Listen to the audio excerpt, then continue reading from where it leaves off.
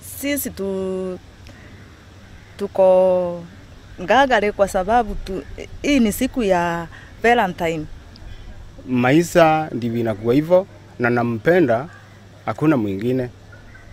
Hata mimi nampenda sana. Wengi wa wasikilizaji wetu hawajaingia kwa ndege.